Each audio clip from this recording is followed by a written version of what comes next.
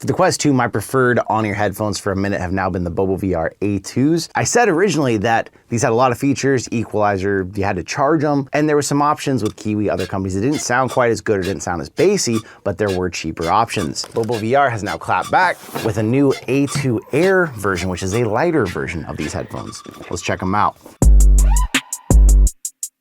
So this was in response to the people saying the headphones had more features than they wanted, they cost more than they wanted, or surprisingly what I just learned was, for people who didn't want to charge theirs, this also doesn't have a battery in it. Opens up the same as the old ones. We got a left, a right. It does come with the alternate ear cup, so if you want on ears or over ears, you still get that option even at 50 bucks. But instead of all those cables, we've just got a 3.5, which surprises me. I'm very curious how the audio is gonna do, because I really thought that they had to have the juice coming from the battery to amp these up a little bit. We're gonna find out. It still includes these. If you weren't here for the last review and you're wondering what these are, if you have an Elite style head strap, so something potentially like this, you might need these to space in there and make sure they hang on well. But if you have a Halo strap, these slide right on. They hold really well on Halo straps.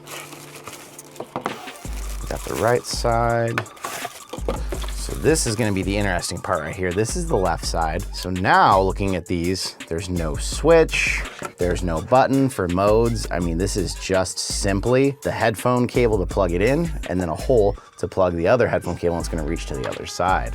Interesting. And then the earmuffs. I personally didn't really like these. They weren't necessary to me. I preferred the on-ears instead of the over-ears. Over-ears tend to heat you up more, but I will show you those in case you're here and you're interested. I brought two Quests because I'm gonna completely unhook this set from one of them, and that way I can compare them side by side. So let's not mix those up, because I do feel like the right side, it might even be the same, but if I mix these up, I'll never know which one's which, because the right side looks identical. For Halo straps, pretty simple install. Get it around the Halo, push it on. Mine's a little bit harder than other people's because mine's kind of sticky from having the stickers on there before. Left side here, but yours should slide even easier than mine. Easy short cable to plug in right there. It's nice to me that these don't necessarily need a battery, because that is one more thing to charge, but we're gonna have to see how that means for audio quality. Aside from that, I mean, I feel like everything else is gonna be almost identical besides maybe the weight that you're gonna have in them, because if it doesn't have a battery, it's not gonna have that weight. So we will do a weight comparison here in a minute. I mean, first impressions, comfort and feel. They feel just like the other ones. If you have a fan on board, you do hear the fan louder, just like with the old set. Something to do with the way it's all attached by plastic now. The fan reverb kind of comes through a little bit louder. Whew. Okay, even without that amp, it can get way too loud very easily, so that's impressive. So far, volume is not an issue. In fact, they can get way too loud. I am worried, which I'm gonna go check, that there is a mess up on their Amazon ad here. No, okay. So I was looking at this chart that shows all the different things, and rotate mute is not included in the Air version. So no longer mutes if you turn it up, which personally, I don't really care about, but I'm not usually in a position. I mean, if I'm playing and Nat tries to say something to me, I usually just pull them off and then talk and then drop them back on.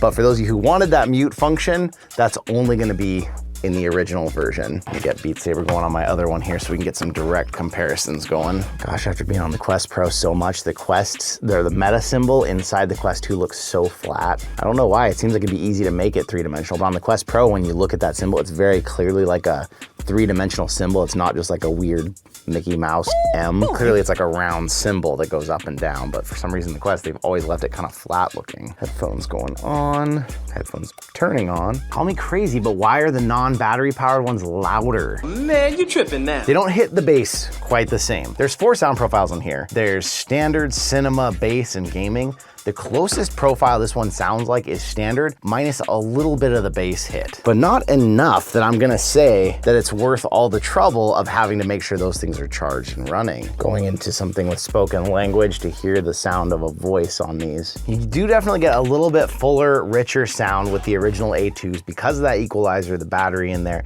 It does give you a little nicer, more well-rounded sound. I will say it's not enough of a difference that I feel like at the lower price and never having to charge these, never having to worry about these being charged, I don't think you're compromising badly to go this route. I'm really surprised about that. And weirdly, this gets a little louder. The treble's hitting a little bit more. It's a little bit more that ear-piercing sound rather than like that deep, full, rich bass sound. But because of that, I'm rocking these about 1 notch lower, which is nice because it does mean I have a little bit more room to go up in volume. Let's talk about some of these other features, do a couple tests here and kind of show off the rest. And then after that, I'll take it away for a little while for a little bit more intense gaming, check out some movies and other stuff before our final thoughts. So just like the old ones, does have this feature here where these are magnetic. These come off, these snap on in case you want to do over ears instead. I personally really prefer the on ears, but for someone who really likes their ears kind of cupped in and hidden, it can work. Although I have been told from other people, their ears didn't fit in here. I don't have super big ears, so like mine fit, but I mean, they just barely get in that cup right there. Or for other people, they're saying, oh, they're finding they're kind of like bending their ears in, or it's still kind of landing on their ear. So this may not even get over your ear for a lot of people. Let's find out real quick what we're doing for weight now that it doesn't have a battery or anything. All right, I got the original here, the side that's got the equalizer and the battery built into it. 97 grams, Air Edition. 86 grams. So I would say that's a significant drop. And then I imagine the other side is still the exact same headphone even, but let's double check. Whew. 81 grams. 82. It's probably the same in the scale. Probably it's just reading that one slightly differently. So yeah, I imagine the right side is exactly the same from the original one. It's just that left side that has now been stripped of the battery, the equalizer.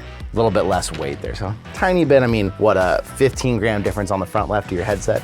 That might be something that would be noticeable to people who really wear it for a long time and want a little bit less weight, because already Quest 2 is really front heavy. I've added a fan to the top, which is adding a little more weight. So over time, you're just kind of piling more and more weight onto this thing. I'm not gonna install these because I don't wanna make these things all sticky. But for those of you who did miss the previous video, and if you are someone with an Elite strap, basically you unpeel the back of this and then you just put this on there. And then that creates an extra spacing here so that on an Elite strap, it fits right on instead of having to go all the way over it. Every strap I've tested, I've been able to get these on so far, which is pretty impressive, really. Let me step away for a while. I'm gonna go a little in depth and a little further testing, and then I'll get back at you with some final thoughts with these. If I was between the A2s right now at their full price, which I think is 80 bucks, although they're unavailable at the moment, so you can't even see the price on Amazon, or the Air version, which is $50, just came out. I think for my purposes, would actually choose the Air. I've got several Quest 2s because when I have people over, I like to get everybody in VR together, we have fun with it. And sometimes it can be a pain in the butt to find out one of them, the headphones didn't get charged, they're not ready to run, I gotta plug them in or just unplug them, give them the stock audio. So for that reason, these are really convenient. The audio, it's just a little muddy in comparison to something like the Kiwis or like really good headphones. That was the same problem with the A2, but at least you had different profiles. You could kind of find something that really worked, but it's still good. Like, it's still good enough audio to me. It's way better than the stock audio. It's still clear.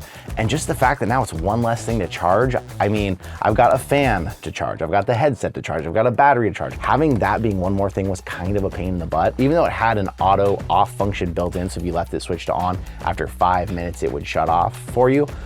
It's just one less thing to worry about, which I really like about that. These are on ears, so if you're like me and you used off ears for a long time, you like off ears, you don't really have that option. There are some adapters you can buy that'll like help you keep these out off your ear, but it loses enough of the audio quality that it doesn't sound great anymore having it off your ear. If you really want an off ear solution, we still don't have a great spot for that, but if you want something that's gonna isolate you away from the world, give you good sound quality, not have to charge it, not cost an arm and a leg, this is really the option now. And I like that about it. I don't care that it doesn't have the mute function because I never really used that. I like though that it can roll up like this and just get out of your way, because that's usually how I put the headset on, and then I can just pull these down. And they're very adjustable. They have a good amount of range. They'll move up and down for different head shapes. They move back and forth quite a bit. I just feel like for me, the light version is actually even better. And it's in stock right now because the other ones have been sold out for a while because everybody wants those. I had a little bit of a touchy connection with this. I got it in far enough now that it hasn't, but at first I noticed, like when I first was putting it in, the right side wasn't wanting to turn on because it just wasn't all the way in there.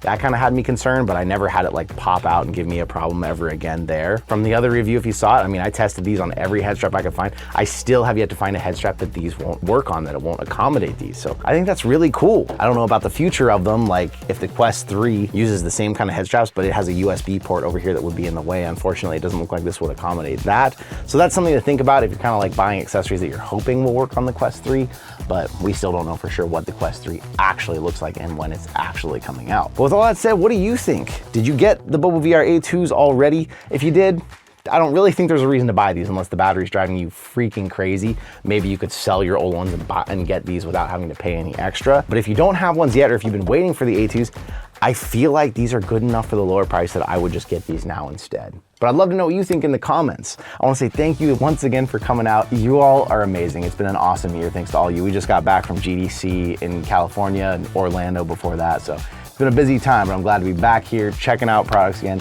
And I'll see you in another reality.